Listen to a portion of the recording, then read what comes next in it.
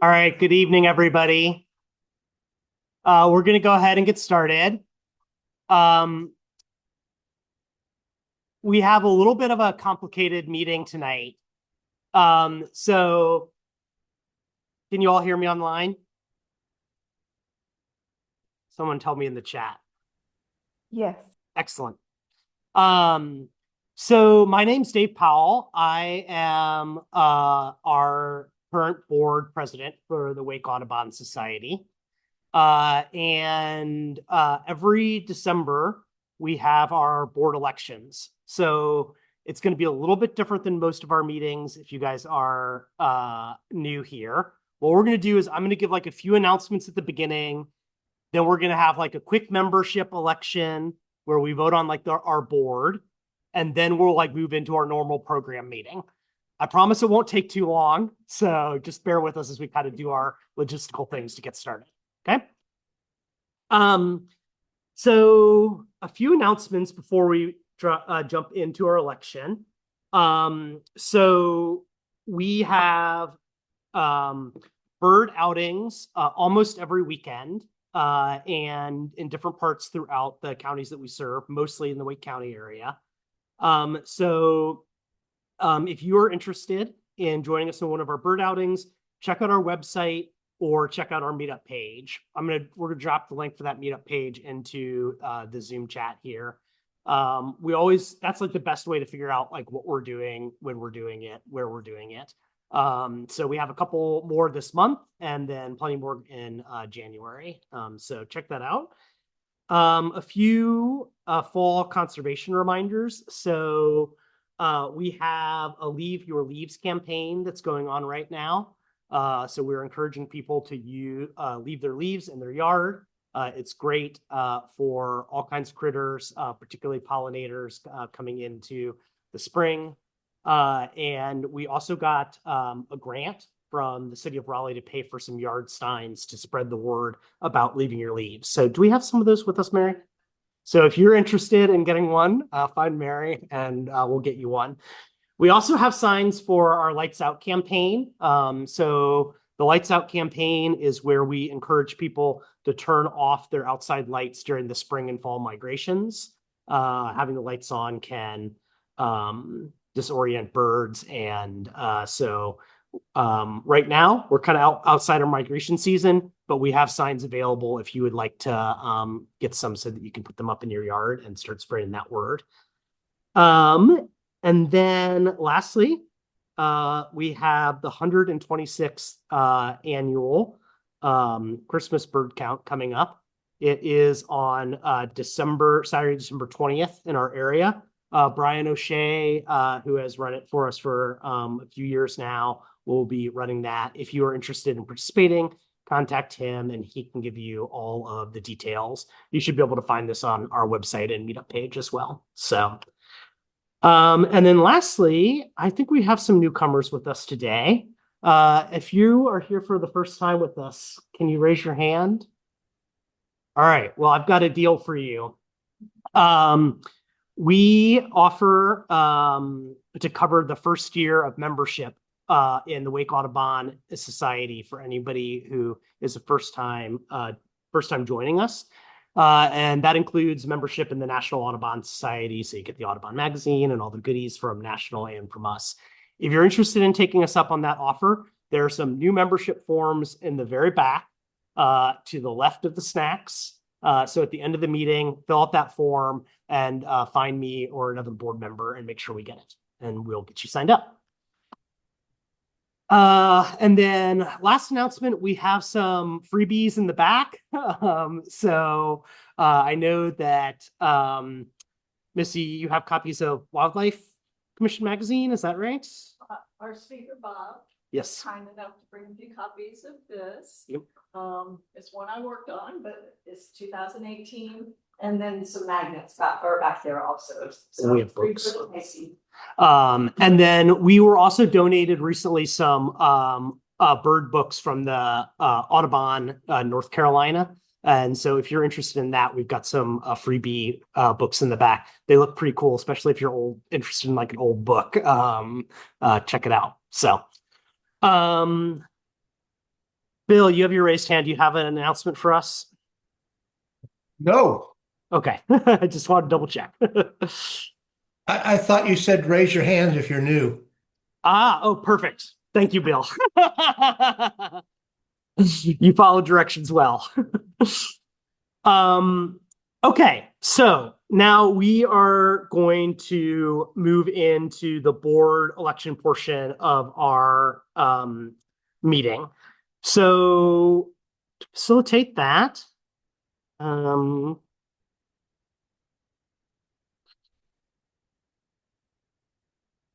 right, so the first thing I'm going to do is call our membership meeting to order. And that will officially move us from the program announcement side of the meeting into our official meeting. So I'm calling our membership meeting to order. And first, I'm going to explain a little bit where we're at in the slate and that sort of thing. And then eventually I'll need someone to make some motions for us to vote. So the way that our board process works here is it is board members serve for a 1-year term. And so we have our election every December and we vote on a slate, or we normally move to vote on a slate. And so we'll vote for all the board members up and down together as a group rather than like individual board members.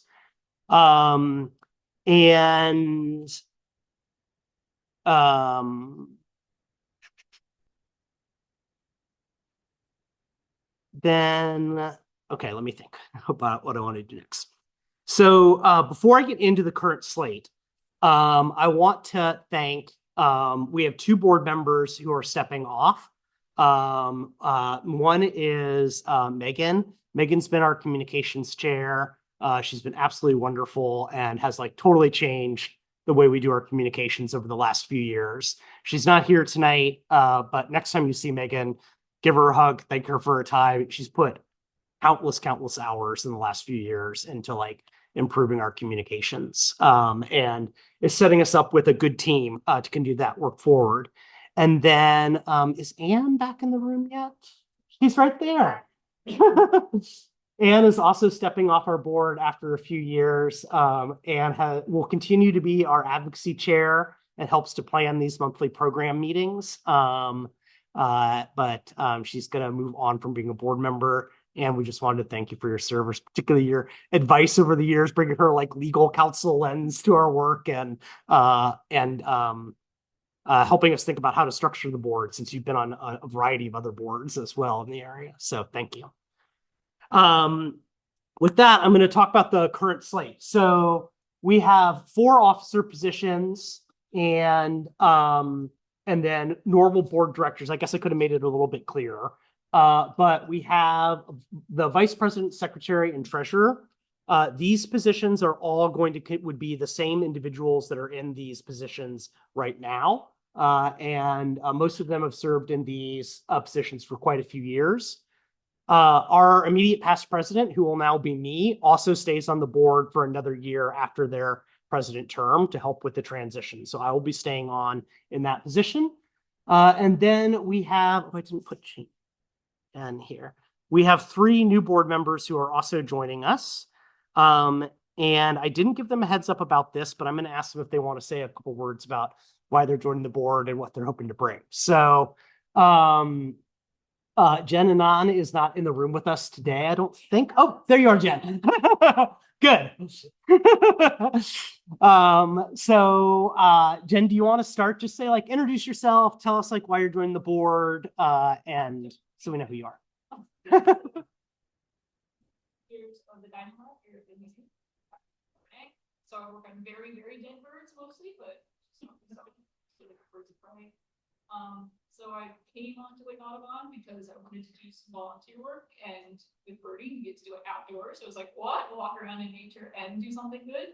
And I've just kind of been involved with different things like Lights Out, giving presentations, and John just came up and was like, hey, use some youngins on that board. What do you think? I'm like, oh, I'm going the whole summer. It's like, we don't care. So I think that I can also bring more grad students and undergrads in, even though we're in the paleo department, we do a lot with extant birds.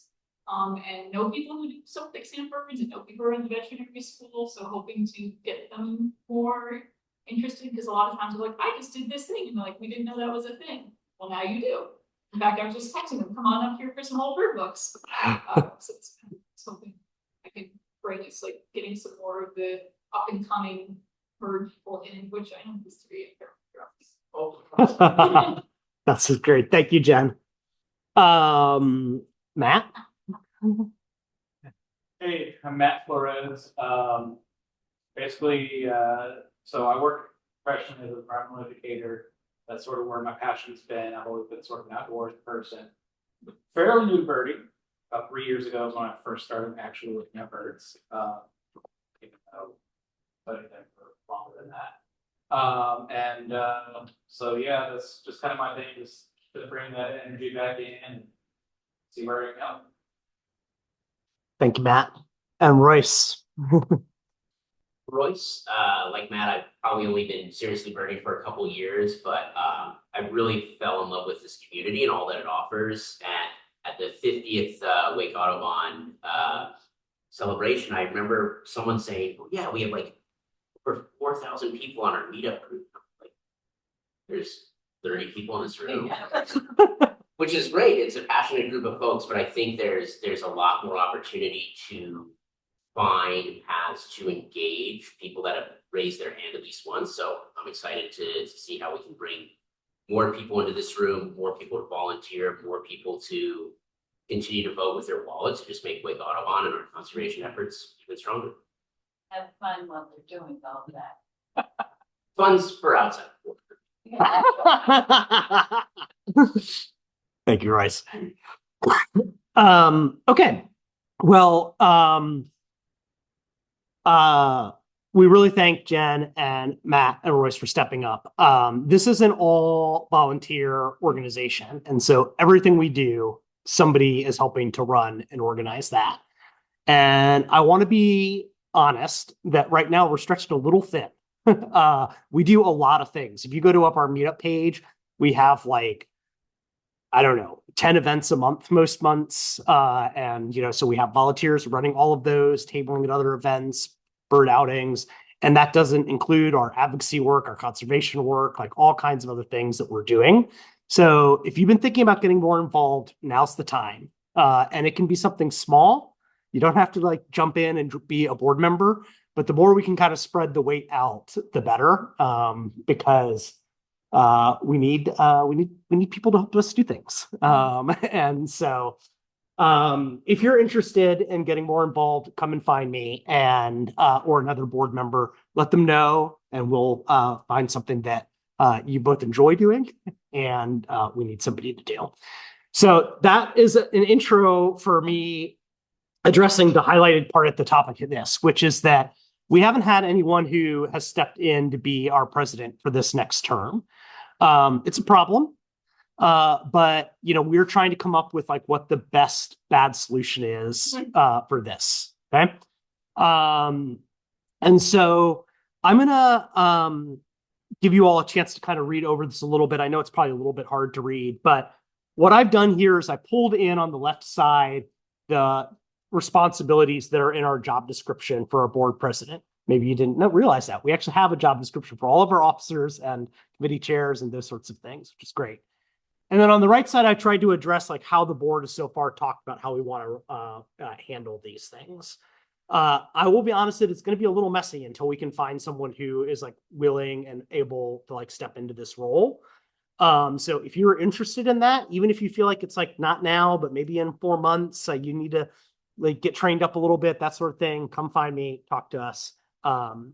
But quickly, I'll go over the kind of main things that the president does and how we're thinking about it so you all have an understanding. So the main thing is they run the board meetings. Eric, who's our vice president, is gonna step into that role to like run the board meetings, make sure the board agenda gets together, run the votes, those sorts of things. That's like the primary function of the president. Keep people in line. Yes. The other main public thing that people see is what I'm doing right now, like helping to run the meetings and that sort of thing. This is something that the board feels like we can rotate a little bit between different board members. So there's a lot of board members who are already involved with planning these monthly meetings. So we're going to try and rotate those sorts of things. Some of these other pieces here are kind of things that many board members do, but it's also included in this job description, you know, representing Audubon in different ways, making sure that we're aligned with the national and the state Audubon Society. Two immediate things that happen in the first quarter every year is we submit an annual report to National Audubon, and we also have a strategic planning retreat where we set organizational goals for the year and set budgets for our different committees. I have volunteered to do that for the next year so that we can have some consistency in that. And then, you know, the hardest part about this, I think, is just going to be kind of playing air traffic controller, right? So that's another thing the president does. We have done a lot of work in the last few years to really empower our committees to make a lot more decisions, and we built out our committee leadership. But you know, this is going to involve a lot of intentional communication between the board members and committee chairs that are not on the board to help keep things running smoothly. Then the last thing I just wanted to mention is that, you know, we are a 501c3. We have like legal and financial obligations. And so, you know, myself as past president and Eric, who has been a president before as well, will kind of take the lead on making sure we're meeting those responsibilities.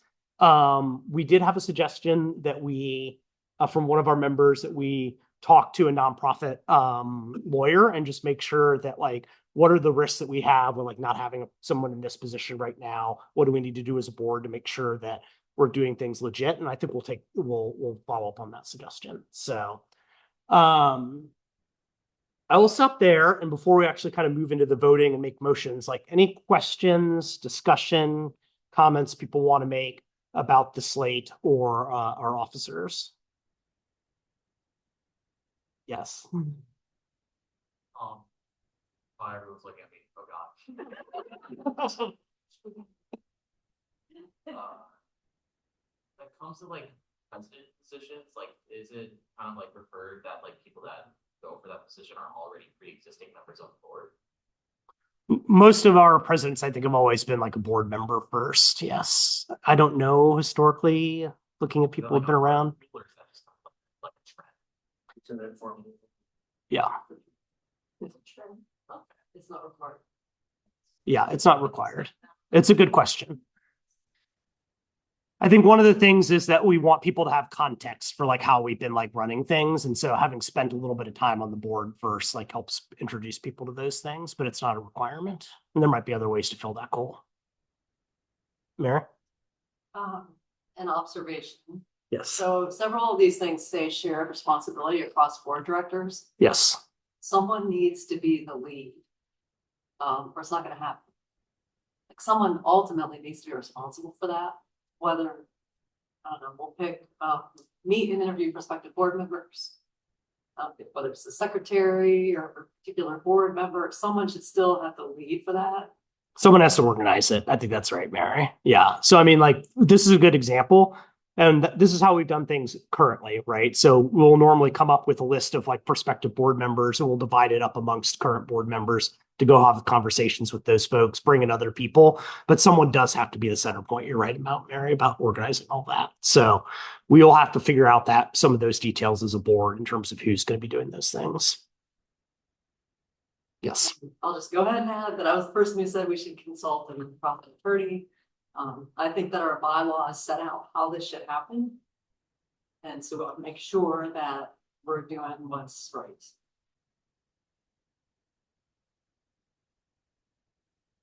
Yep, I think it's a good idea. So we will do that. Do you guys have someone in mind? An attorney? No. No, it's a good question. But no, Mary and I just talked about this last night, so we have not gotten to that level of detail yet. But I was a former CPA years ago, but I just wanted to say probably the most problem you would have is not spending money. right. And note one fact that it has to be open to the public, which it obviously is on meetings. Yeah. Yep. So we have John, who's not here tonight, but he'll be continuing in his treasury role. And the board did spend some time last week talking about how to manage the treasury side of things specifically with this transition. And so Luis, our secretary, is going to be taking on a little bit of additional responsibility as kind of a checkpoint there. So we always want to make sure we have two people that are involved in the treasury side of things. So.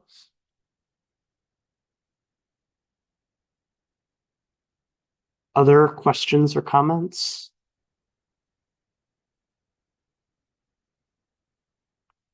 All right, so then I think officially what we need to do is three things. One, we need to have someone make a motion to open up for to nominate this slate and see if anybody else wants to be added to the slate and confirm the people on here are accepting their names on the slate. So the first thing we need is someone to make a motion to nominate this board slate for the our 2016 board.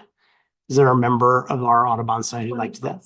26 board. Sorry. You want me to nominate or second? You can open a motion to nominate this slate. Okay. I motion that we accept the slate. And we would need a second. Jeff, thank you. All right. So any discussion about that? Anyone want to be added as a nominee to this slate?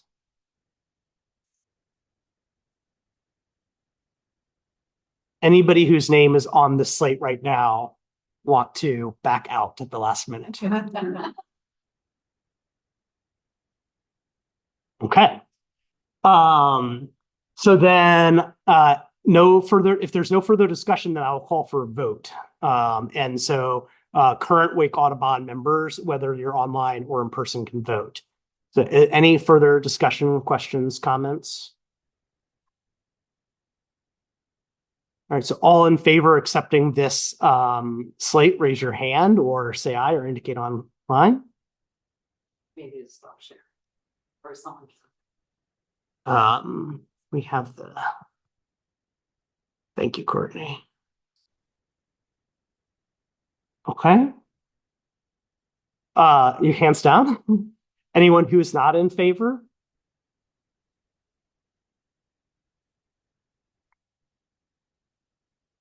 All right, then the motion passes. And that concludes our business for this evening. I do need someone to make a motion to close our meeting and second it. Does anyone want to close our member meeting? Michi, motion? A second? Thank you. All right, so then we will close the membership meeting and I'm sorry. Oh. Thank you, Eric. See, this is why he's a good vice president. He makes sure that we follow the rules.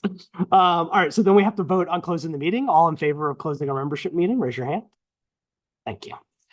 That motion passes as well. All right, thank you. And congratulations to all who are serving on our board. Thank you. It's a lot of work and it keeps us going. So with that, I'm going to get this closed. We'll get Anne up here to introduce our speakers, and I'll pull up our presentation for the.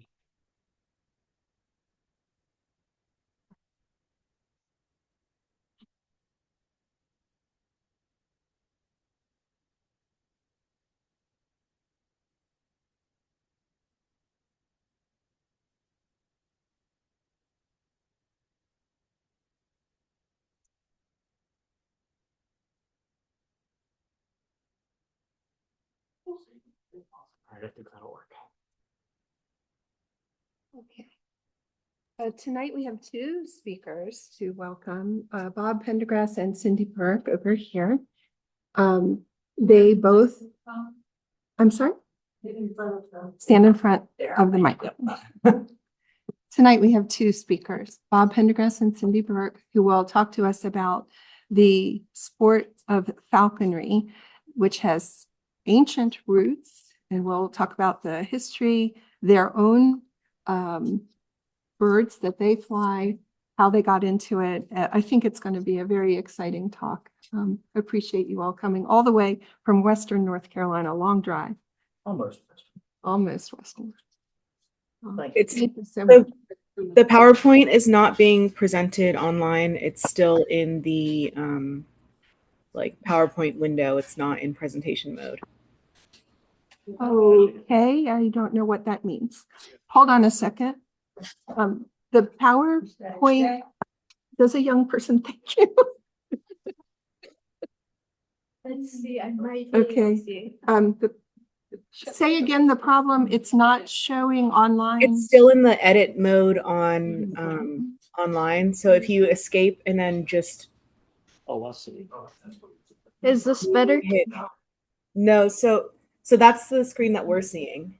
Mhm.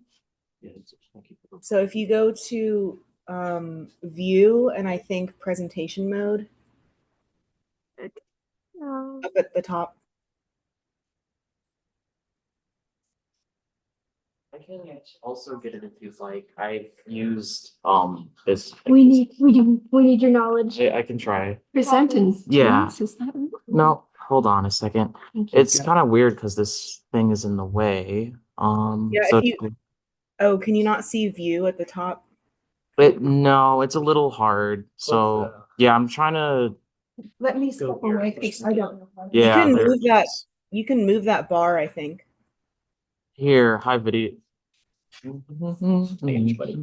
we go. Okay. And view. And then make sure, is it view or is it? Lessons. Believe might be it should be.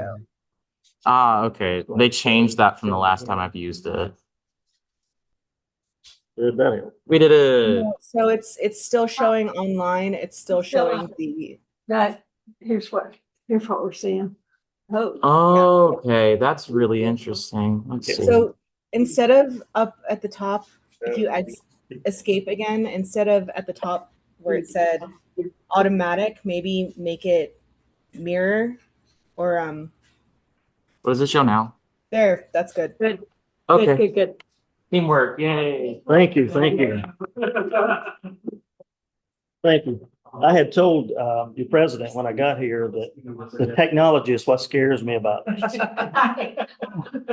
Thank you for having us here, and it's very interesting to me to be here with. Bob, because it's hybrid meeting, you need to speak. Oh, I'm sorry. Microphone. I'm sorry. So what I was saying is that it's very nice to be here in front of a group of birders, because to be quite honest, my first interest in this came through an interest in birds in general and wildlife specifically when I was younger. I don't want to get too much into that because the biggest problem I'm going to have tonight is not talking too much. I've been doing this for a while. She knows. I've been doing this for a while, and I've got a lot of things that I would say if you'd sit there long enough, but before long you'd be falling asleep. And I want to bring some enthusiasm to it too. And I think I used up most of my adrenaline on the drive up here, so I don't have much to go left on. It was pretty exciting. So I need to be next to the microphone. Well, first, before you go, I want to just introduce myself and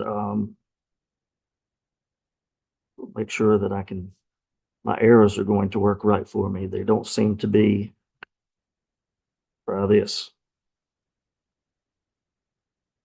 I am not moving the slides for some reason.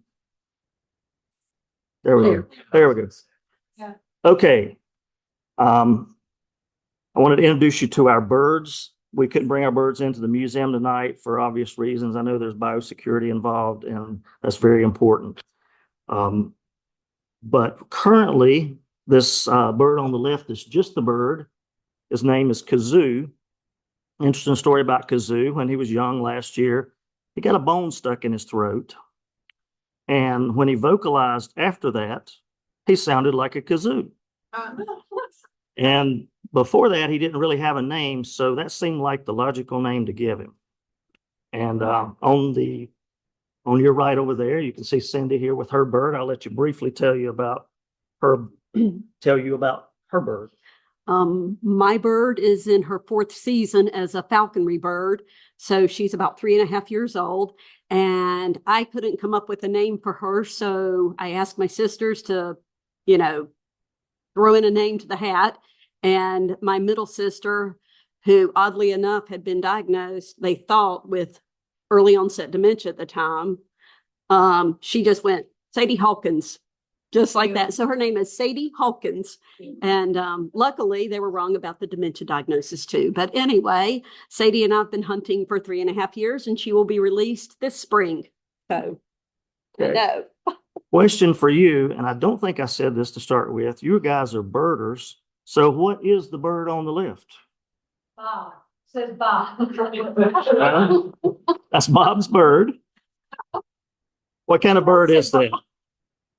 This is a Northern Goshawk, and this is the adult plumage.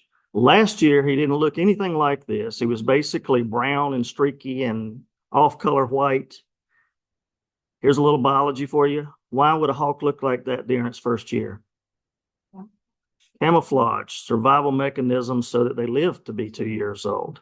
And as they get their adult plumage, he would not be a breeding bird yet this year because of the behaviors have to get established a little bit more, but it does start to recognize him as a potential breeding mate for a female goshawk. So he's a male. And if you don't know this, in birds of prey, the males are always a little bit smaller than the females. What he's trying to say is the females rule. So. And the reason being is that especially with hawks like goshawks, which are bird-eating hawks, these guys are going out catching a lot of the food for mom and the babies when the babies are very small.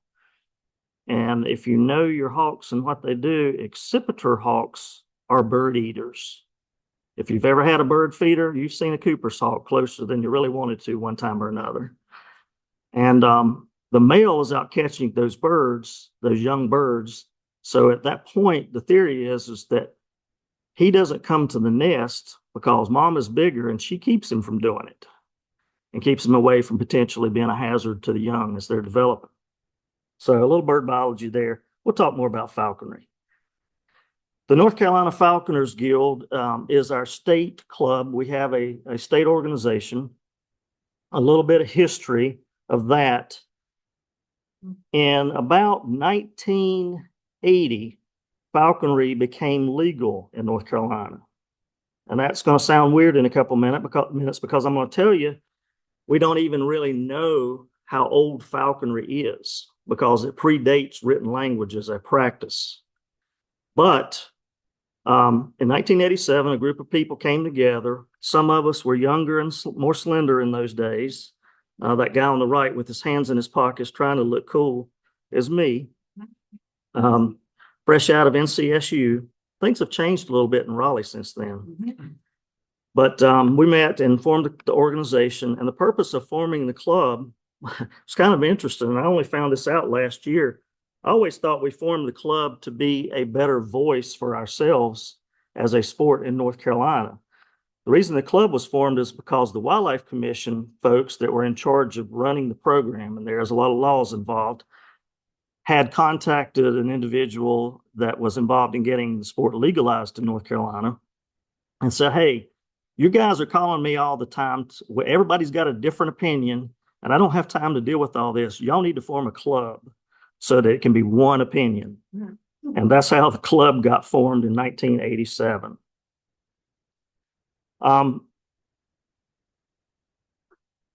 like I skipped something here. Okay, I didn't. The birth of falconry in North Carolina was 1987. The birth of falconry as a sport is quite a bit older than that. And I'll talk more about that in a minute. But if you really are kind of a nerd sort of person that likes history and really ancient stuff, you can do a fair amount of research in 3 different places on the history of falconry. I'm going to talk a little bit about it, but there's a whole lot more. You can look it up online at the North American Falconers Association website, which is our national umbrella organization. Very important organization in falconry still being allowed legally in the United States.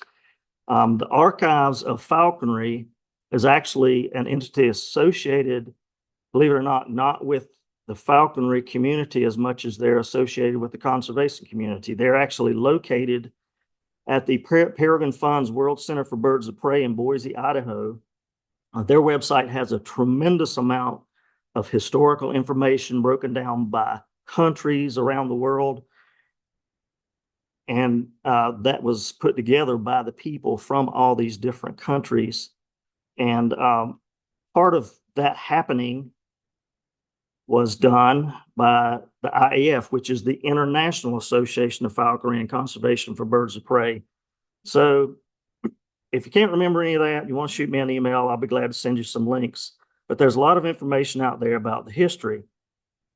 The thing of it is we don't really know how old the sport is because, like I said earlier, it predates written language.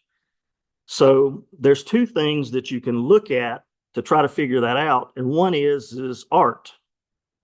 And that picture there is a photograph of what's called a bas relief. It's a carving in stone that was found in the what is now the country of Iraq along the Euphrates River there. Some of the oldest, human civilization on the planet, at least as far as civilization is considered. And it's a carving, and it's hard to see. Actually, it's better to see if I look up there. But you can see a person holding a child that has a bird on it, obviously representing a raptor on a leash. And that is considered probably the oldest artifact that is human created that represents falconry. And that artifact is almost 4,000 years old. So very ancient practice of the sport. Now, it doesn't really tell us a lot about what they were doing then. There is actually, though, some older information that was put together in a dig not very far from here, still in the country of Iraq. There was an archaeological dig.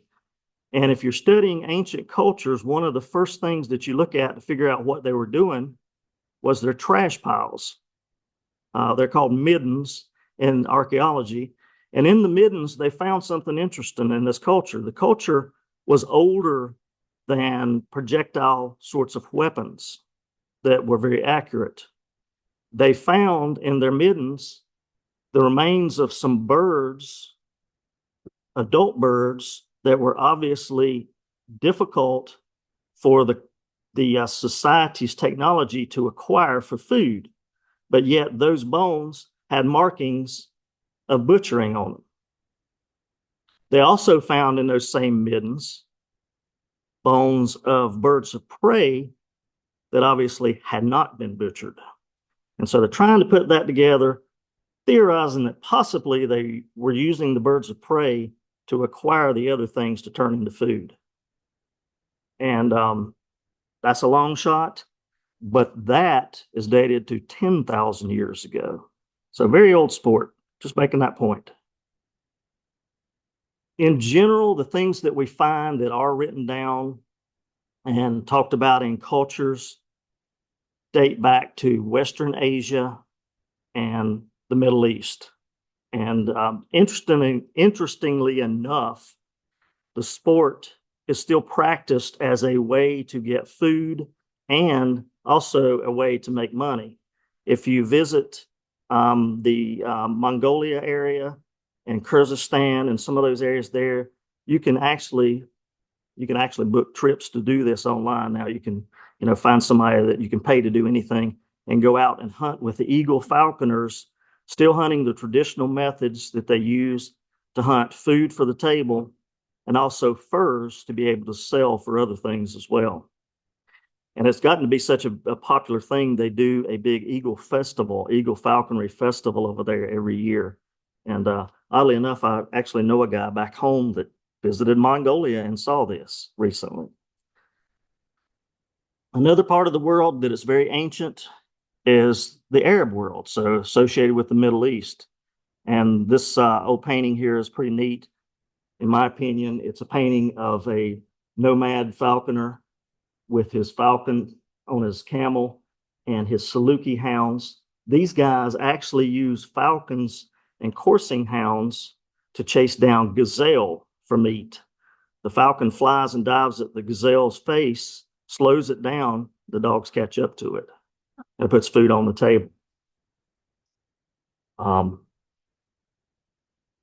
In Western society, we're normally thinking about medieval Europe. If you watch very many movies, like I did as a male child growing up, about knights and kings and those sorts of crazy things, you associate it with that era. And it was brought back to that era actually from Western Asia, probably by Marco Polo in a big way. There was always there a little bit before then in some form, but very much popularized after the time of Marco Polo and his visits to the Orient, and was very, very, use the word bigly, practiced in the times of knights and kings. In fact, it got to be so common that they had to pass laws, the church passed laws that forbade people from bringing their falcons to church with them. Because everybody wants to show off at church. You know, you got to dress up nice and bring your falcon with you and show everybody what your best falcon looks like in your best clothes. But in those days, there was actually a hierarchy of what type of bird you could own related to your level in society. So somebody like me, you know, I would have had a lowly type of bird, but a king could fly a white gyrfalcon that he imported all the way from the northern climates. And so it was very, very big thing. In fact, in a lot of cases, conflicts between the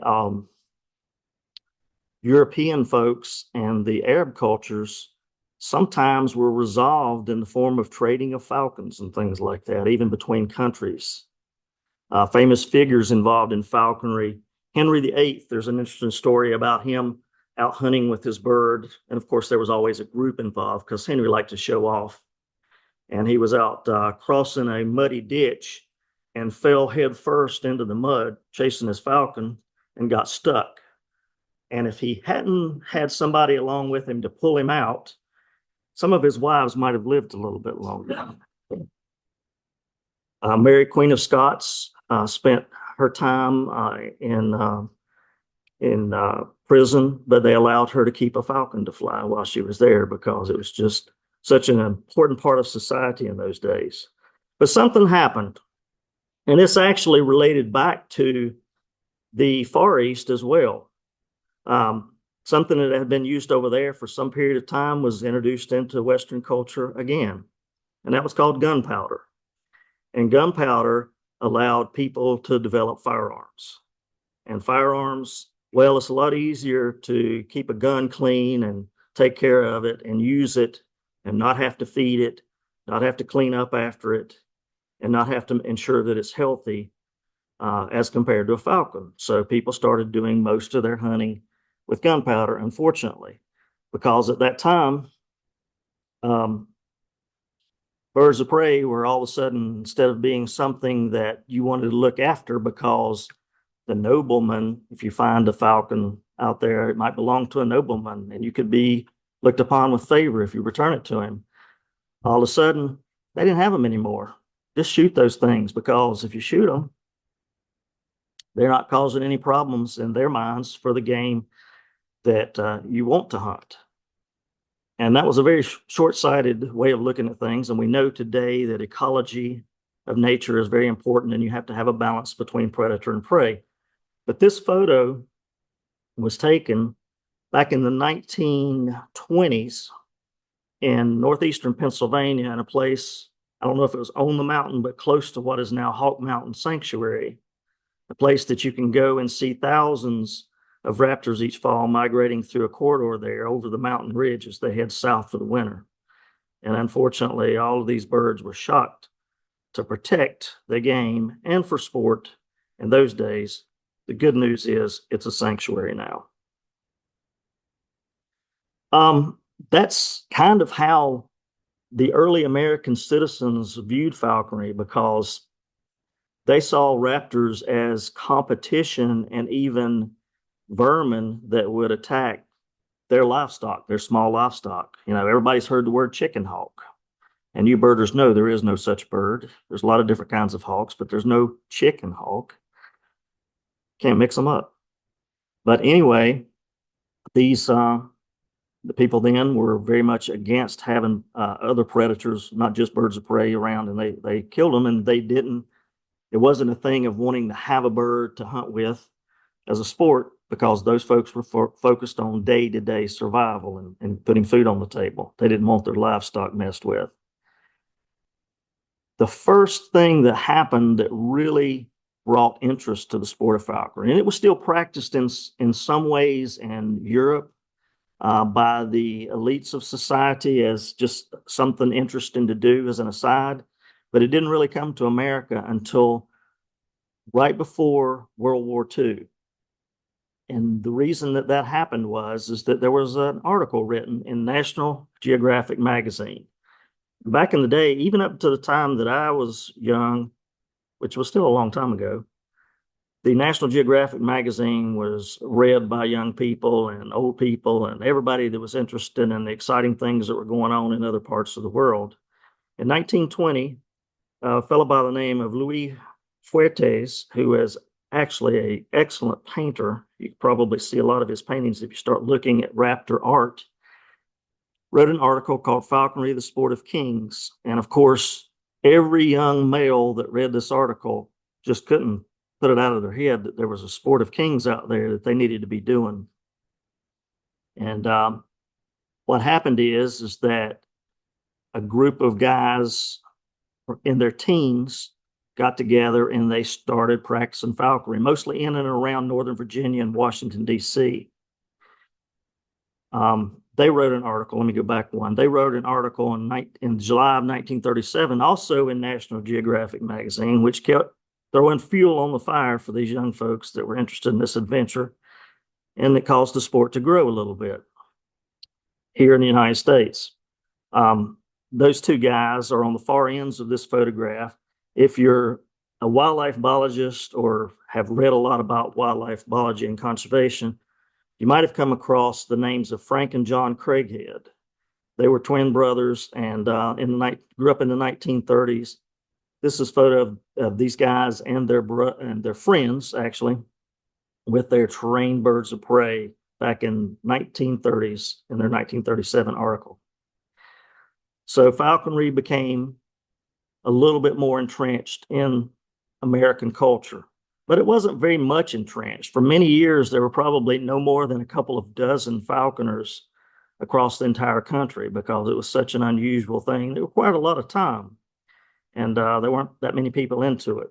Most of the people that were into it, though, were people that were very much into raptor and bird biology.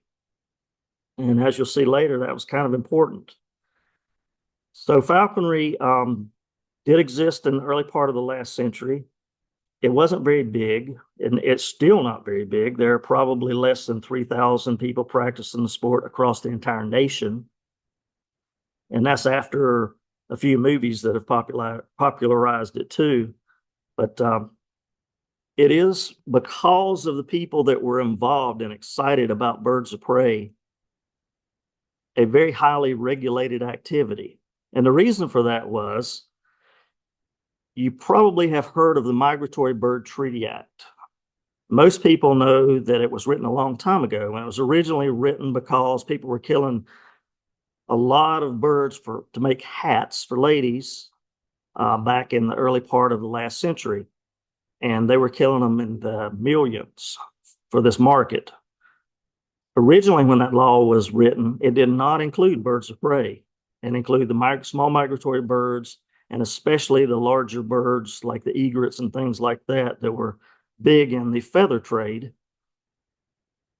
But it did not include birds of prey. And up until 1972, you could still go out and shoot a hawk or a falcon or an owl if you wanted to. In fact, here in North Carolina, I don't know if they were ever bounties paid, but I remember when I was a kid seeing specific birds listed that, yeah, go ahead and kill all you want to. And in some states, there were bounties up until the early 1970s placed on these birds because people wanted to be rid of those birds. But with the recognition of ecology coming about in the middle part of the last century, we started to realize that predators play an important balance in nature, and the cause and effect of having them there is better than if they weren't for everything. So in 1972, raptors were added to the Migratory Bird Treaty Act, and all of a sudden, we saw it coming. Falconry was going to be made illegal because those laws say you cannot have these birds. You cannot have a warbler as a pet. You cannot have a falcon as a falconry bird. So what happened is that a lot of the people that were just really engrossed in falconry were also very much engrossed in raptor conservation. And they approached the U.S. Fish and Wildlife Service and said, look, we want to create laws to be able to practice this thousands of year old sport that is still allowed all over the world here in the United States, work it in such a way that it's conservation minded. And the way they did that is to make sure that whatever impact we had on raptors was either non-existent or even potentially even positive. And I'll mention one of the ways that that's the case, and that is that we, believe it or not, are allowed to take under special license, federal license still, birds from the wild to be used in the sport of falconry. But we're only allowed to take birds during the first year of their life. And the reason for that, you may know this already, a large percentage of animals in the wild struggle to survive their first year. And conservation studies have shown that with birds of prey, probably between 60 and 70% don't make it to be a year old. A lot of that mortality occurs after they leave the nest and all of a sudden they have to take care of themselves. A little bit more bird biology. Parents of hawks, they teach their young to hunt by taking food and flying with it and making them chase them. And then the bird learns that they have to chase that thing to be able to eat. They'll chase the parent, and then the parent drops it, they chase it, and they catch the food after they drop it. At some point, they get pretty good at chasing the parent, and it becomes very dangerous for the parent. And they just wake up one morning and mom and dad is gone. Then these young raptors have to transition what they've learned already to feed themselves every day. A lot of young birds don't make it. So we're only allowed to take birds during their first year. And most cases, birds that are taken from the wild for the sport of falconry are released back to the wild after a few years, because there's a lot of fun in training a new bird. And the idea is that if we put them back, they'll go back into the breeding population. So it may actually benefit the birds to some degree, but we're certainly all very conscious of the impact that what we do has on wild raptors, and falconers are very, very serious about conservation, especially of the birds that they love. And I will throw in the note too, that the peregrine falcon, which most of you know is now since the year 2000, off of the endangered species list. All of the knowledge that allowed for the breeding of these birds of prey in captivity, these falcons in captivity, came from the falconry community. In fact, the first people to do it and put it out there, the people that started the Peregrine Fund, Tom Cade, Heinz Ming, Jim Weaver, all falconers. They had the birds already. They wanted to see the conservation of the species. They made it happen, and they formed an organization that continues for it to happen today. And today, the Peregrine Fund is not only involved in the past restoration of the peregrine falcon, it's also involved in conservation of birds all over the world. They're responsible in large part for saving the Mauritius kestrel, which was down to a couple of dozen individuals in the wild back in the 1980s. So lots of different things these guys are doing. Even here in North Carolina, back in the days when the North Carolina Wildlife Resources Commission was releasing birds to the wild, they were buying those birds from a Falconer raptor breeder named Victor Hardiswick, who is a friend of mine, has since passed away a couple of years ago, bred large numbers of falcons out in South Dakota. And that's where their birds came from. So I just wanted to make that case about conservation and falconry are just hand in hand always. But let's talk about falconry now. How and why birds of prey can be trained as a hunting partner. Most people that have heard me say we get some of our birds, not all of our birds, some of our birds from the wild. The two birds that you saw at the very beginning of this, the goshawk was actually bred in captivity. The red-tailed hawk came from the wild. So Kazoo was captive bred. Sadie was a wild hawk. I'll let Cindy tell you more about that because she can relate to the differences we can make to their lives. But anyway, most people would assume that we're taking babies out of the nest. No, typically not. Because for falconry, if you do that, you guys have been around birds and wildlife a little bit. You might know the term imprint. You don't want to imprint a hawk on you. Remember what I said about that hawk chasing mom and dad to demand its food? You don't want to be that. You want to be a partner. Most of the hawks that we take have left mom and dad. In fact, there is a season that we're allowed to take these birds. It starts at the beginning of August and it ends at the end of January. And we take those birds during that time because they've learned a little bit about survival, but they hadn't really got good at it yet. They know how to fly and land in a tree without hanging upside down. And they do understand that you're not mom or dad, but they can understand that you can be a partner to them. And with that being said, I do want to mention some of the birds used here in North Carolina for falconry. Red-tailed hawks are the most common bird flown in falconry in North Carolina. Why? Because they live here. They're adapted to be here. They're suited to be trained and hunt the kinds of animals that live in large numbers in North Carolina. But there are other species that are used. On the far right is a bird. Does anybody know what that bird is? The black and white one there. Harris's hawk. Harris's hawks are also a very popular bird in the sport in North Carolina. If you were to get a falconry address book and call up falconers, a large percentage of them are either going to be flying red-tailed hawks or Harris's hawks. The reason Harris's hawks are liked is because in the wild, they're the only raptor that hunts in groups. So you can have a couple of these birds. Most of them come from captive bred situations because otherwise you got to go a long way to get them and it costs you more than just buying one. But you can have a couple of these birds and they'll work together as hunting partners with you as another partner. In a lot of cases, they don't need you that much, and be very successful in hunting. And this one of the things I should have said at the very beginning, this is a hunting sport. And I want to tell you, I'm going to show you a couple of brief clips that involve hunting. I'm not showing anything that's very graphic, but I do want to stress that that's what we do with these birds, because the idea is that we keep them, we make them better at what they are, and in most cases, release them back to the wild eventually.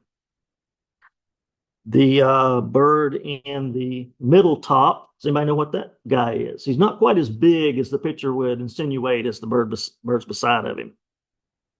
Him or her. I can't tell you for sure if it's a him or her. That's a good guess. Very good guess. So Merlin, this is an immature Merlin. There is a guy in the Western Piedmont that flies Merlins. Y'all will probably like him a lot because you know what he likes to hunt? Starlings and English sparrows, which do a lot of damage to our songbird populations. He goes to dairy farms and these starlings and sparrows are there. Merlins are very cool. Most people don't realize until you get one in your hand that they're not really that much bigger than a kestrel. and everybody knows the kestrel in the bottom. People actually use these little guys to hunt, pretty much the same thing, starlings and sparrows. But merlins are a much more serious gamey hawk. They will chase things down and catch them in flight. Kestrels kind of have to get lucky. There's a few people, we use the word falconry, but most of us in North Carolina hunt with hawks. There are a few people in eastern North Carolina that actually fly falcons. Your bottom left there is a nice picture of a peregrine falcon diving potentially after its prey, probably so. But it's not very common in North Carolina. And there's a reason for that, and it's a practical reason. Anybody want to guess why? Not open. Not open enough. These guys need really open country to hunt in. We'll show you a short video of a falcon, not a peregrine, but another falcon hunting in a few minutes. And you can see you really need open country because what they're chasing, they're designed to catch things in the air.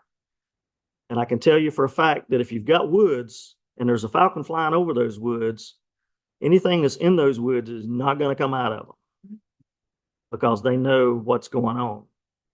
So eastern North Carolina, the large agricultural fields, there's a guy in northeastern North Carolina that's probably the most successful hunting with his falcons.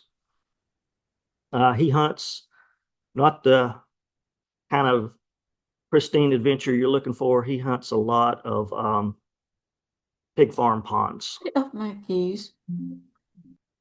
And but the ducks will come and land in those ponds that aren't frozen over in the wintertime, and he'll use his falcon to catch a few. Far right, another photo of goshawk. There are a couple people that have gotten enamored with goshawks. I can tell you, and I'll admit this in front of Cindy and everybody, that if I were going to have the most efficient hunting hawk in North Carolina, it wouldn't be the goshawk I have, it would be a red-tailed hawk. I want to say that before she does.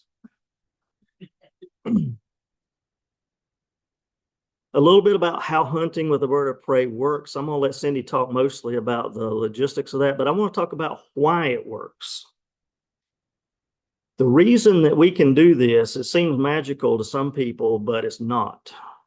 It's understanding what's going on with these birds' minds. And what's going on with these birds' minds is survival. After they leave their parents, what is happening at that moment in their life is they're learning the best way to put food in their stomachs. And they're still kind of an open book. They're still kind of a blank slate, is probably a better way to put it.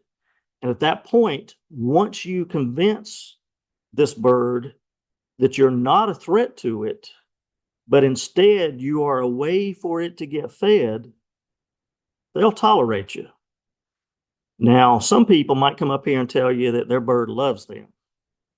I'm going to quote a friend of mine that's from Texas. Bird doesn't love you. Bird doesn't really even like you that much, but she knows that you are a source of food. If you were to fall down and your chest were to split open, that bird would eat your heart. And I don't take credit for that. A guy named Gary Brewer, who will be at our meet in January, is the person that quoted that to me, and I will never forget it. They're all about food. So you're teaching them a new way to get food in a easy way for them, because they get to eat every day they live with you, whether they're successful at hunting or not. And it's really good because it gives them the process. And I will say this, and I'm going to shut up and let Cindy talk. It gives them a process of guarantee. And you're teaching them to hunt. And in case of falconry in North Carolina, with our birds, our larger birds, we're typically hunting squirrels mostly, and rabbits if we can find them. This is big game even for a red-tailed hawk. Red-tailed hawks in the wild eat grasshoppers, snakes, mice, some rabbits, some squirrels, but they can work a lot less eating grasshoppers and mice and snakes. And that's what they do, because in nature, if you're a predator, conservation of the energy that you're acquiring from your food is very important. and that's what they focus on.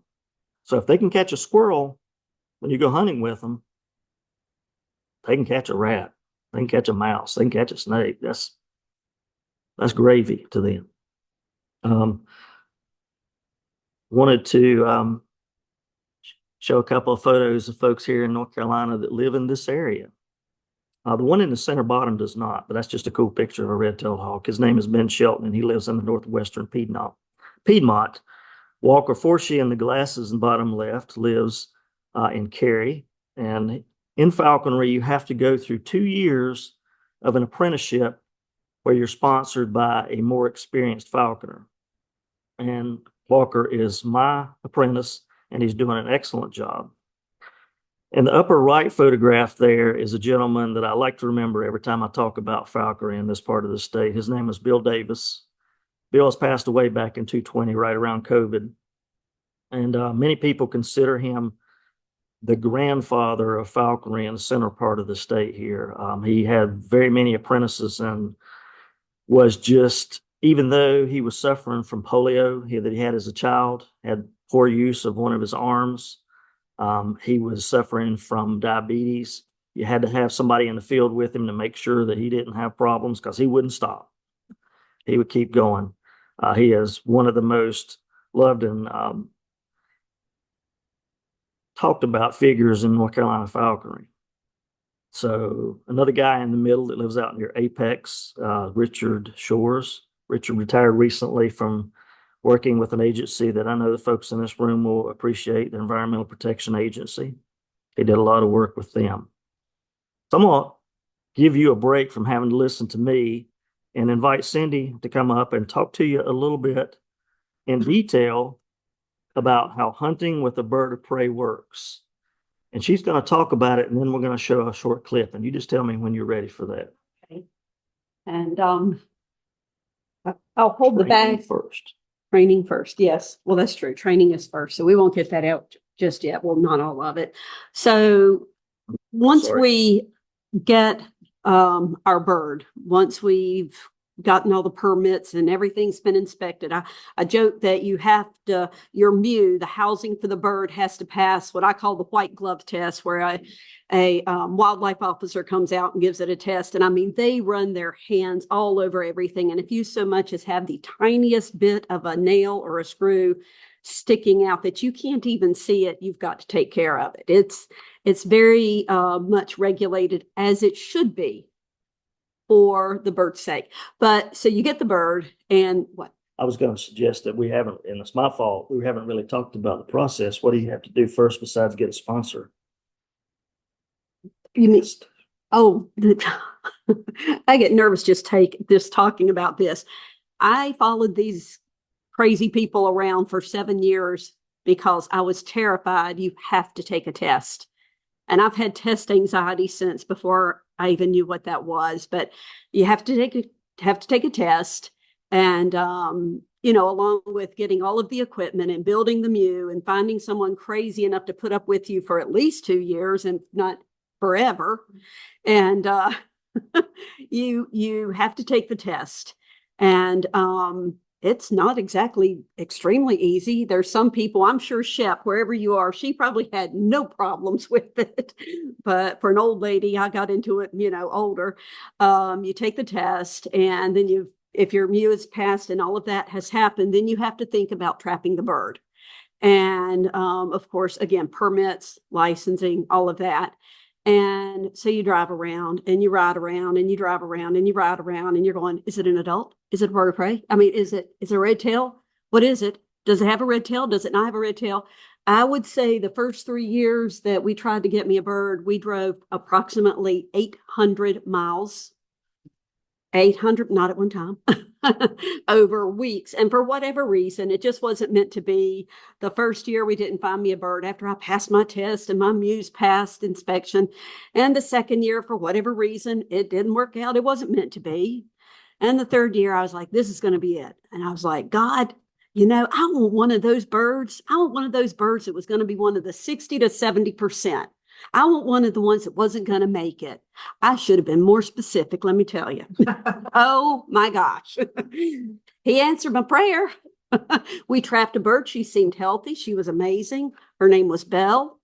And it still is somewhere out there. And then one of those 60 to 70% causes happened. And we don't know what it was. It tested, if I'm not mistaken, negative for Asper, but it mimicked it. Whatever was going on was like Asper. It was like aspergillosis, which is a fungus you and I, we breathe every day. And birds of prey, or birds in general, because I worked as a vet assistant. So birds in general, if something hits their lungs, it hits hard. It hits so hard. And she went from flying and to, being a little sluggish one day to on the floor, panting, couldn't lift her head, couldn't stand up. I mean, she crashed like that. And we worked hard with her, with a veterinarian. But I was just going to add that this was during the second week of after she was caught. So she had this problem when we caught her. Yeah, she had this problem when we caught her. She was trapped this way, and she just it hadn't hit her, if that makes sense. Okay, so the veterinarian was an amazing veterinarian for birds of prey specifically. And Bob had been in the sport, I don't even know how long, maybe 30 years at that point. And a day and a half later, she handed me, she told me, she said, come get your bird. She's not going to make it. At this point, your bill's $800, 1.5 days. And she says, I'm taking your money. And she said, just come and take her home and make her comfortable. And that'll be that. And I'm bawling like crazy. I'm like, oh, please. And, I didn't wait 3 years to get a bird for this. And long story short, whole lot of praying, even sang to her, and she lived through that. So I knew right then she was going to make it. I mean, I knew. She's lived through my singing. So they don't know what they're talking about. And she did. And it was a 12-week recovery of holding up a bird and getting medicine in her twice a day and strength training her and everything. And I was like, yeah, is my bird here? And she went on to become an amazing bird, an amazing partner. And so, but to train her, is that about what you wanted me to cover? Oh, by the way, $1,200 the first year. That was one whole month of bring home pay for me, counting the medicine and everything. I got to tell you that when I went to get my second bird, I said, okay, God, here we go again. I want a bird that needs me, but not financially. And he answered that prayer too. So, yay. So anyway, you get them and they're looking at you like, what in the world has happened here? What, she got on the trap, and humane, of course. And, we got her up and everything. And that was my first bird, a different falconer trap, this second bird that I have. But then you're putting the anklets on them, and so you can work with them, and you're trying to get them to want to feed you. And it's like, well, you don't look like my mother, I think there's that children's book, Are You My Mother? Yeah. And she knew I was not that. But she also, it's kind of been explained that, how do they know, though, that this next step isn't somewhat like, once they learn to trust you, it's like, oh, okay, well, maybe this is just the next step in life for now or whatever. And you learn to earn their trust. You learn to teach them that you're never going to hurt them, ever. They will never have to want for food. And it's always positive reinforcement. It's always about food and positive reinforcement. And it's like, if y'all had me a brick oven pizza and you were just feeding me tidbits of pizza, I'd be like, I love this person. I trust this person. And it's the same way with them, except for with mouse innards and things like that. And so, but you work with them and you try to get them to eat off the glove.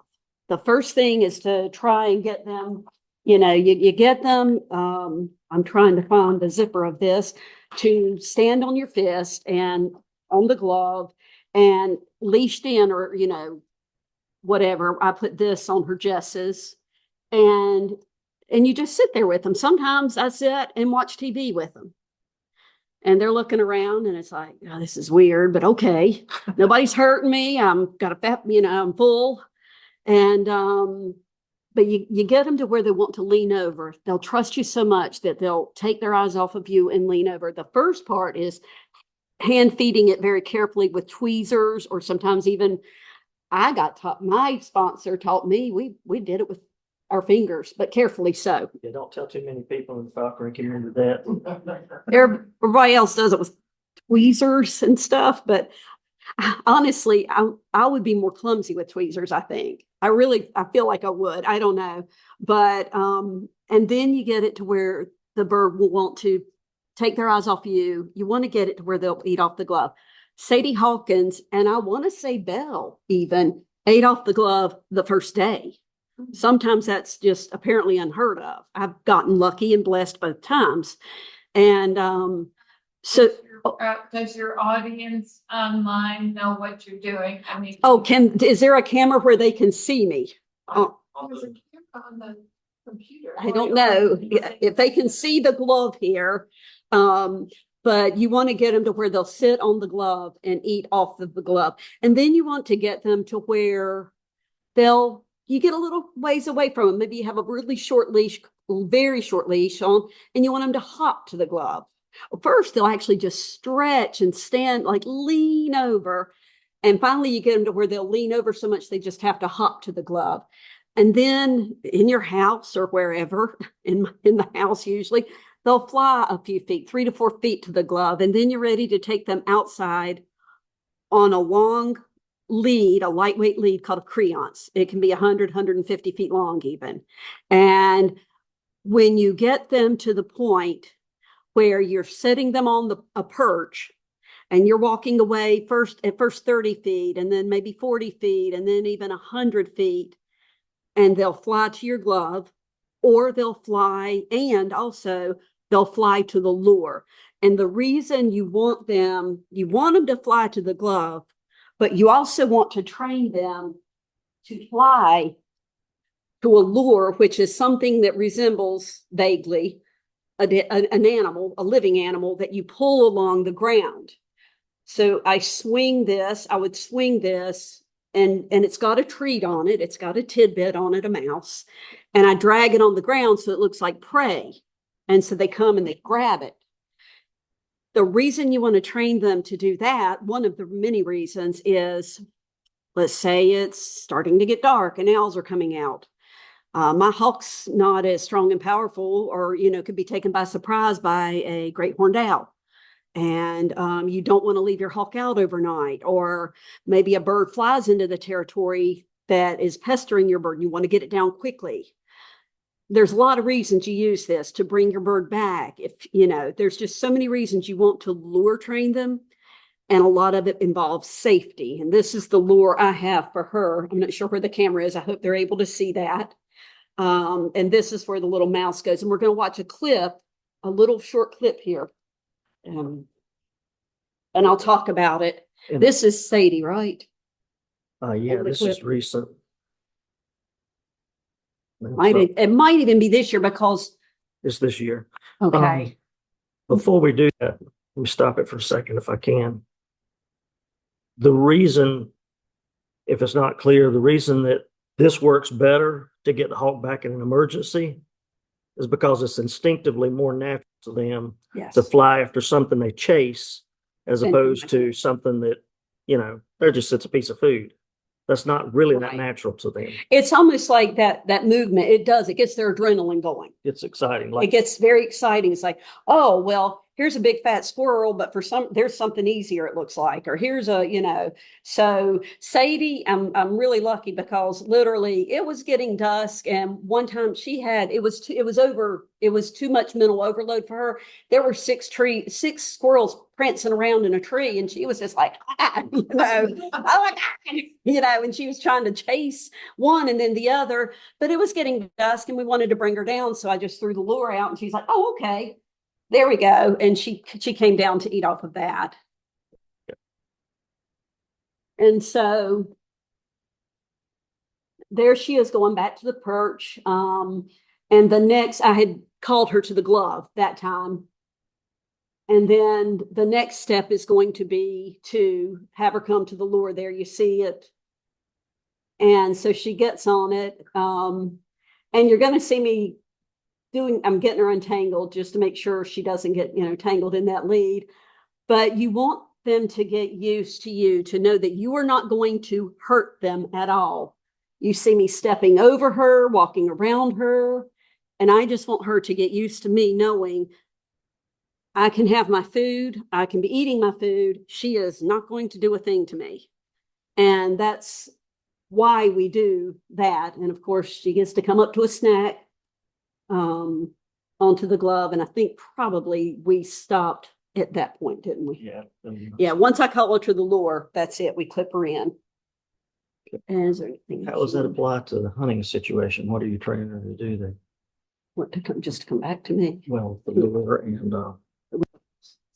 Or am I going into? off the lure.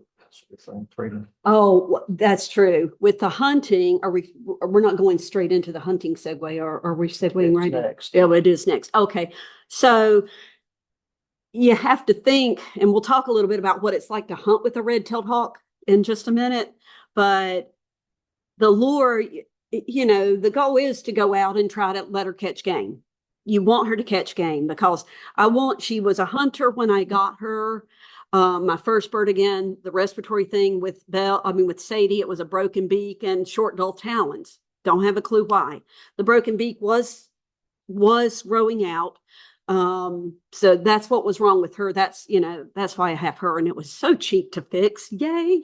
But anyway, with hunting, if they do catch something, you don't just sit there and let them go ahead and eat. You don't do that. You want to expedite things because squirrels, let's face it, squirrels are very tough to get into. I don't want her eating the guts because I don't want her to, get parasites. So we freeze and refeed later on. So, but for safety reasons too, to be honest, if you think about it, she's the predator until she's on the prey.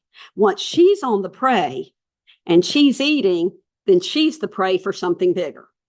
A coyote could get her, a dog could get her, a larger bird of prey could get her. That we've had falconers actually witness that happen. And so you want to get her up and safe as quickly as possible. So I'm with her when she's on a squirrel. I'm with her.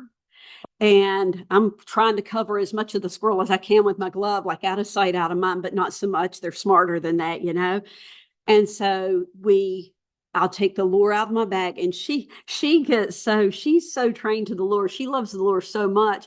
One time as I was coming to the squirrel and already unzipping my bag and getting ready to get I just had my hand in there. I didn't have the lure out. She was like, Mama's reaching for that thing. And she just let the squirrel go and off it ran. And she just, I'm like, okay, we need to work on this. So, but I'll get my hand over the squirrel. And once I do that, and it's contained and everybody, she's still, she's all geared up and she's watching me like, okay, when are you going to throw that thing? When are you going to throw it? And I'll reach in and I'll sling the lure about 5 feet away or something. And she just lets go and she goes and gets that. And then it's all got to happen quickly. And I don't move like I used to do, but I try. That's why Bob has to help me sometimes. So while she jumps off and it's going to take her seconds to eat the treat I gave her, the squirrel's going into my game bag behind my back. And then I have to step on the string of the lure, the rope of the lure, while getting another treat in my hand. And she's usually done eating at that point. So she's already looking at me and I'm putting that in the glove and she's flying up to the glove. And as she flies up to the glove to eat, I have to lean down and get the lure in the pouch, in the bag quickly. Otherwise she's going to go back down to the lure and then get her clipped in. And it all has to happen in about a third the time that I just used to explain it. It's like my 60s are not being as kind to me as my 40s were. But so that's why you need to have that lure training too, to get them off the squirrel, to get them off the what they're eating. And so what hunting with a hawk is like, we're going to explain that first, I think. A little bit. Yeah, we might want to talk about it before we show the clip that Yes. we go to the field. We're taking the bird. Typically, you're transporting a hawk. Or, could you stand in front of the microphone? I'm sorry. Oh, Typically, you're taking a hawk or a falcon into the field in a transport box. It was in the background of one of the photos I showed earlier, but it's basically a dark box. that you take them to the field in. Now, there's another thing that has been used in falconry for a long, long time that you might have seen if you've ever seen movies with birds of prey involved, and that is a hood. The hood basically is a blindfold for a hawk or a falcon. You put it over their eyes. They're very much about vision. If they can't see something, they're number one, not afraid of it. Number two, they're not wanting to chase it. So in medieval times and before, you could ride into horseback with your hooded falcon or your hooded hawk and get to the place that you're going to hunt, and then you could hunt. Take it off, you're ready to go.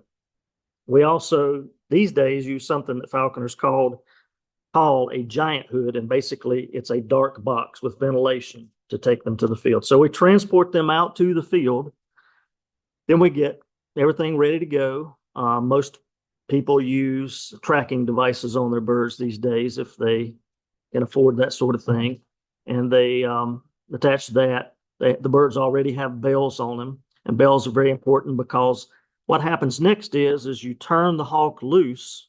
This is hunting with a red-tailed hawk, and you walk through the woods. And as you're walking through the woods, you being this big ugly monster that you are, you're making things happen that don't like you. Squirrels will run for, cover or whatever. They may not see the hawk yet, they may see you, or they may see the hawk first. But whatever happens, if there's game around, a squirrel or a rabbit, they want to be secure. And security is getting somewhere to hide, and in some cases, just not even moving is security. But anyway, the hawk follows you along, and then it may hopefully potentially see something. If they see it first, you got to follow them. If you see it first, you make a lot of noise and get their attention and bring that attention to where the situation can lead to a successful hunt. So this first thing that you're going to see, I'll let you talk about it. I've talked a lot. No, I thought I was supposed to explain that. So I'm going to add to the hunt part because we're going to back it up. I don't need it yet. Okay. When I take Sadie out, we put the telemetry on her and she goes up, and she's got much better vision than we do. She may see it first. We may see it first. If we see it first, and this is, and I observed for years before I even decided to try and get into it. For years, I watched and went along with these people, and there's funny moments too. There are funny moments, and I joke about this, but it's kind of true because this actually happened one time. If we see something, we yell, ho, ho, ho, and run towards the tree and try to keep the squirrel up the tree or whatever, or ho, ho, ho. And if it's running along the ground, we're chasing it. And it's just to get the bird's attention. And it comes from tally-ho over in Europe. But your birds have bells on. That's one thing. We have bells on the birds. So you're running around in December yelling ho, ho, ho in the woods and hearing jingle bells. And if somebody happens to walk by you at that time, which did happen one time, a group of people walked by.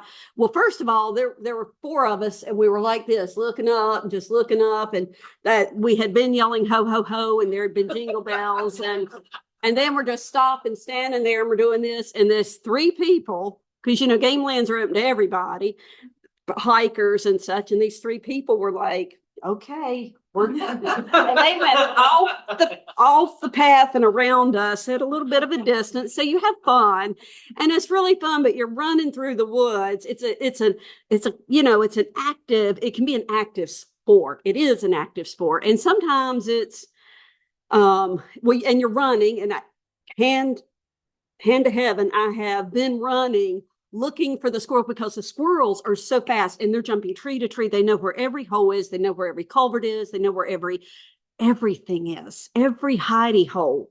They know it. And they're a step ahead of you thinking about it. And I'm running, and everybody's, where's the squirrel? Where's the squirrel? In the pine tree, in the pine tree. We are in the forest. Which pine tree?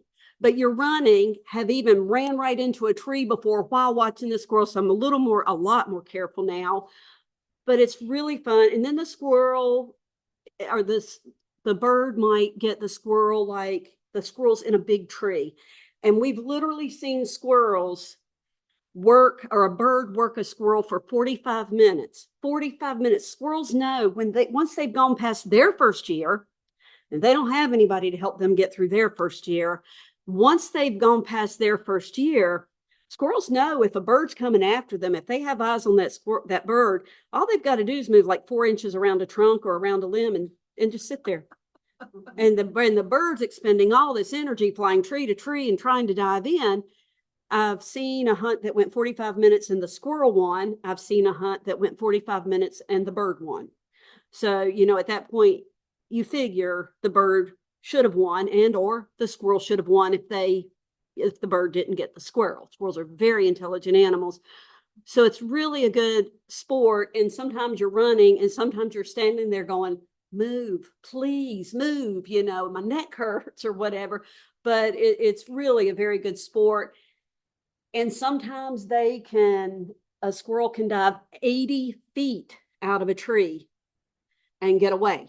They will literally hit the ground, bounce, and run, and they're fine. Sometimes the squirrel dives 80 feet or 30 feet or whatever feet out of the tree, and the bird's just as fast. And that's what you're going to see in this clip.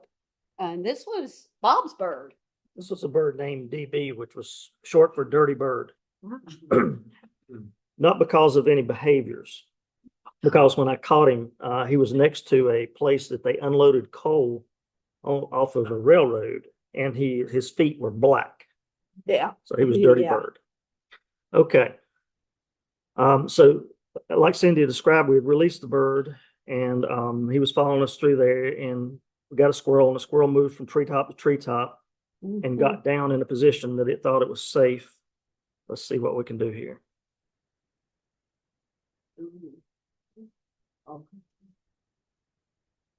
There.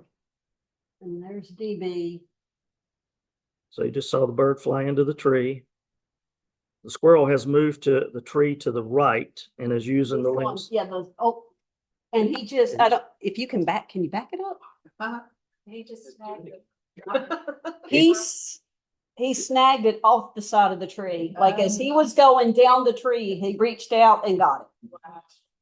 And we've actually seen squirrels as they're going down a tree like that, as they dive out, we've seen squirrels reach out and grab a limb as the bird's diving after it, and the squirrel swings in on the limb and the bird misses it. So it can go either way. And most of the time, if you got a smart squirrel, it goes in their favor. Okay, and go. You're going to drop one more. One more time. Hey, there, he's squirrels run down the tree. Down the tree. Yep. He sees it, and here in a second is going to. That's what was happening. Cindy did a very good job of explaining this. And what happens there is that I've run in to help the bird. We're running out of time. I'm sorry. Okay. That was the biggest problem I was thinking we were going to face. So that's a little bit about hunting with birds of prey in North Carolina. I had one more slide that I was going to use. And we have time for questions as well. And it's mostly about questions. I would real quickly like to Don't do that yet. don't do that yet. Okay. Just leave it. Just leave it and say what you were going to say. What I was going to say is people would ask why you do this.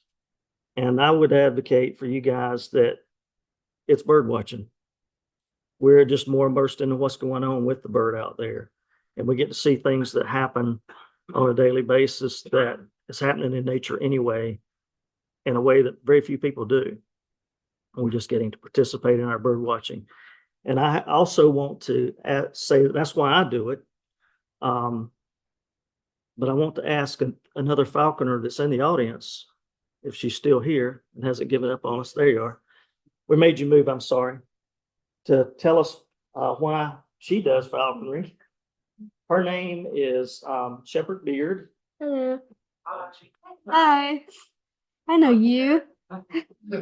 Yeah, so one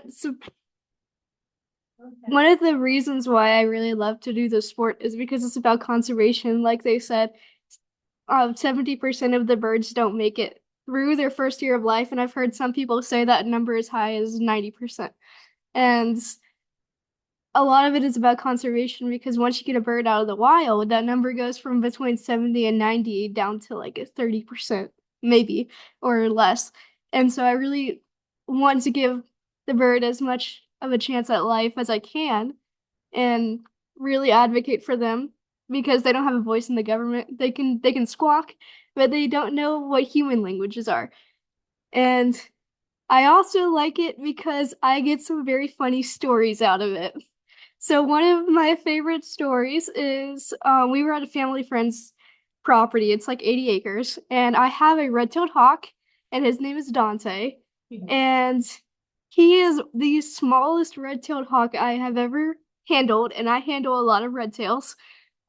He's my sponsor's bird is she's a female. She's about 54 to 55 ounces in weight. He is 27, so he's really tiny. And so we were going down this hill, and it was a thick patch of briar.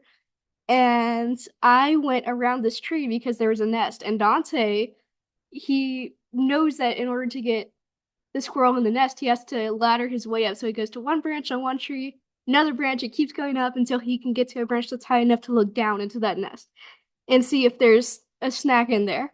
And there was. And so he flushed the squirrel out, and it's going down the tree, and then he saw it, and then it jumped, and I was caught up in some briar, and I was behind the tree. So I like the squirrel was on this side, and I was on this side, so I could not see the squirrel. But my dad was on the side with the squirrel, and he had his beating stick, which is a stick we use to beat brush to scare out game. Or at least that's what me and my dad call it. And I just heard the whack because my dad saw the squirrel and it jumped down, and then he hit it with his stick.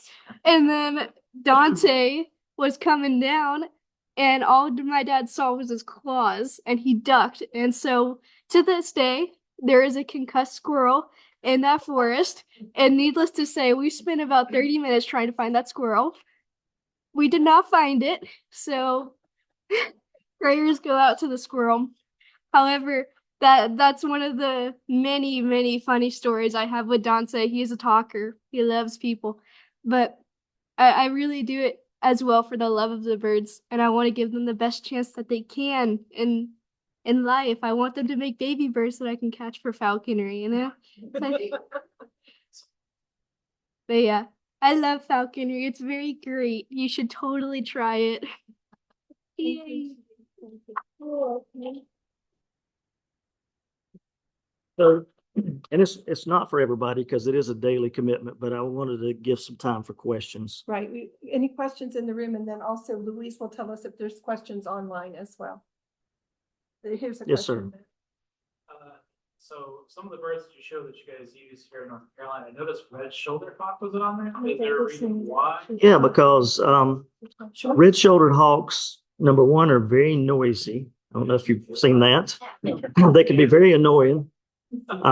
They basically are frog and mouse eaters, and they don't really present a challenge in hunting frogs and mice. They just kind of drop on things.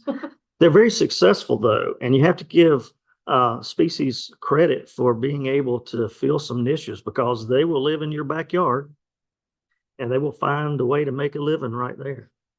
But they're not considered very good for falconry. They have very small feet, and we're typically trying to hunt things that are a little bit more exciting than just dropping on a frog. That's why.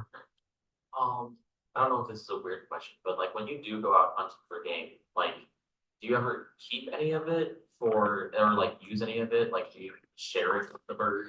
So the question is do we keep what we catch? And the answer is I keep it to feed the bird. Like Cindy had said earlier, we'll remove any potential possibility of transmitting parasites. All of these birds, when you catch them, have parasites, and that's one of the things that can take them out during the first year because they're exposing themselves to it every day. And you can really promote the health of the bird, and we do, by getting them treated for parasites right off the bat. We'll go to the vet, get a fecal sample, get them treated for whatever worms and things that they have. But we'll feed them the good part of the food later. And really, if you freeze it for a while, you can feed them the good stuff like the guts too. but I don't eat it. I ate squirrel one time and it had too much hair in it. Dad said I should help you with the questions. Okay, good deal. Any other questions? We've talked an awful lot. We have 2 more. You said that, or you or Cindy said usually the bird will be released. What reasons why a bird wouldn't be released back? Why wouldn't it be released? Well, I paid $1,500 for that goshawk, so I'm going to keep it for a while, and potentially it's going to go back into another breeding project as opposed to being released. And another reason it wouldn't be released is because it doesn't live naturally in North Carolina. So we wouldn't release it here anyway, because you want to keep ecology where ecology is supposed to be. Would you want to add anything to that? Also, if they're injured in the field, like if they get a permanent injury and if they start not being able to fly or they lose an eye, like that's a pretty big factor as to not going back into the wild. I would say some of them make great hunting partners. Yeah. And some people will keep them because of that. Yeah. But I don't know. The people that I know that have kept birds a long time, I knew a guy in Eastern North Carolina that kept a red-tailed hawk for 12 years before he released it. And that bird was a hunting machine. It was a little male red-tail. And he caught something right out the door every time he went with this hawk. But, you know, you want to train a new bird. You want to start something new every once in a while. And that's another major part of the reason. We had another question somewhere. Yes, ma'am. What would you suggest? So she asked, how do you get into falconry? So the first thing that you need to do is to contact the North Carolina Wildlife Resources Commission or your state agency if you're from another state. The federal government has regulations that apply because these birds are held under the Migratory Bird Treaty Act, but the state agency can have additional regulations that they add on, but they are also responsible for administering the programs, making sure that you're following the steps and that you're prepared to do this. And both the falconry community and wildlife agencies want to make sure the people that get into this are prepared and serious. So the first thing you do is you contact the Wildlife Resources Commission, and you can go online and just go to their website. How do I get into falconry? Contact them. They'll send you the information. One of the first things that you're going to have to do is find a sponsor. And ideally, that person will be close to you, and it'll be a person whose personality matches yours in the sense that you may not like the way they do things, or you may not like, I don't know, personalities don't always mesh. So you need to get involved with the falconry community. That's the other reason beyond the Wildlife Commission wanting us to have it, that we have a state club so that we can network and provide opportunities to people that want to get into the sport. But you got to come and prove yourself. What I was going to say, this is what I've heard you tell people. Could you come to the microphone, Cindy? Oh, sorry. That's right. You have to do, or you need to do what he said, but also we suggest that you come to the sign up to come to the North Carolina Falconers Guild picnic. And that's a wonderful way to meet falconers. And they host meets periodically, or you could join the club and come to the picnics and do that sort of thing. And then, if you find a falconer in your area, follow them, talk to them, say, hey, I think I'm interested in getting into this. Is there any way I could follow you on a hunt, or I could come with you and just see what this is about? Because then you'll look at it, you might go, oh, I definitely want to get into this. Or you might think, this isn't exactly what I thought it was, and that sort of thing. So just get to know falconers. Would you like to add anything to that? Speaking the microphone. Well, you should definitely try to network. Like if you know someone that works with birds of prey, be like, oh, do you know any falconers? And then kind of see oh, this falconer's kind of close. It would be so convenient for us to start talking. So really just make yourself open, I suppose, and don't be afraid to talk to people, because falconers, falconers really like to talk with one another and they really like the company of others most of the time. So you should definitely try and make friends, I think. We have time for maybe one or two more questions. And were there any questions on? Are there any questions? You answered. Good deal. Good deal. So Thank you. we don't have any more questions online. And are there any more questions in the room? Thank you, Bob. Cindy. One more question here. That's all right. Are you able, like, how responsible are they to pay?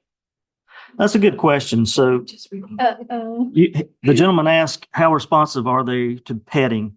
These birds are not pets. Like I said before, if you fall down and you split open, they'll eat your heart. It's not that they're aggressive toward you. That's not what I mean when I say that. They're looking for a way to get fed, and they will tolerate you. Is that fair to say? They will tolerate you if you will do that. In a lot of ways, as a falconer, you're more of a servant to them than anything else. And I would say they're a lot more like a cat, only on steroids. Cats tolerate you. They want to be petted, but these birds typically don't like being petted, especially on the backs and on the head and things like that, because that to them is a wild predator. And these things they haven't had that instinctive wildness bred out of them yet. They akin that touch to aggression. And you have to be careful about how you touch them. Now, that doesn't mean you can never touch them. Even my goshawk, who is a big pain in the butt in a lot of ways, he doesn't mind being touched on his chest. But if I were to touch his head, he would not like that at all. I had something to that. Yes. And I will add to that Sadie Hawkins is one of the, she's a really low key bird. But they're not a pet. They are a wild animal that has trusted you to observe them, what they do naturally. And you know you're going to release them, so you don't want to tame them down. You don't want to do that. You don't want them to get used to coming to people, or you know what I mean? But also as low key as Sadie is, and she will let me touch her, and she was a very unusual bird. When we first got her, like I said, she ate right off the glove. I touched her on top of the head just to see if she was spooty. There are some falconry birds that are like, look, we're going to do this, but you're below me and I don't want you touching me. And if you end up with an 1.5 inch talon through your hand, it's your own fault.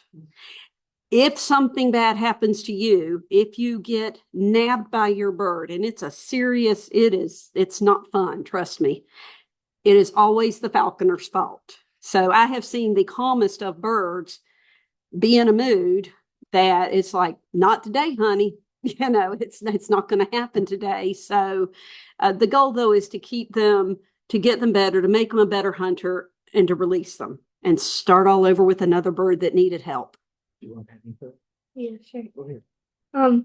So I also do educational programs with a refuge that I volunteer at. And our vulture, that's an educational bird, he's 24, he's very old, and he will preen my hair if I let him. But he's a social bird. Vultures are social birds. If you try to do that with a hawk, they'll probably grab your face. So they are like, oh, no, I'm not going to do that. I'm only here for food. Like, I'm only going to tolerate you because you feed me. I'm not going to be your friend. That's most of the time. There are some very rare birds that'll be like, oh, I guess you're okay. But most of them are like, they're still wild. You can't really tame a hawk. You can't call them a pet because they're gonna snap eventually. And they're not gonna let you be buddy-buddy with them once they're back in the wild. So, yeah, don't try to pet a wild hawk. It doesn't end well. Okay, any other questions? I will add one more thing. One of the coolest things about falconry is I showed a lot of people with birds up there. It's as diverse a practice of what you do as there are species of raptors and species of game. So you can do so many different forms of falconry. Traditional falconry with falcons is much different than what we talked about today. And you can find a lot of stuff online to see that. I don't want to show it in a public forum as far as hunting, But if you're interested, it's out there on YouTube. Thank you, Bob.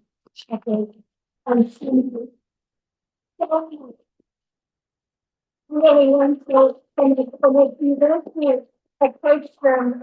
We have snacks in the back. If you want to approach them for just informal conversation and questions, feel free. We can leave the chairs out tonight. There's another meeting here tomorrow morning. So stacks in the back. There's also some freebies back there. Thank you for joining us. And membership. How do I turn this?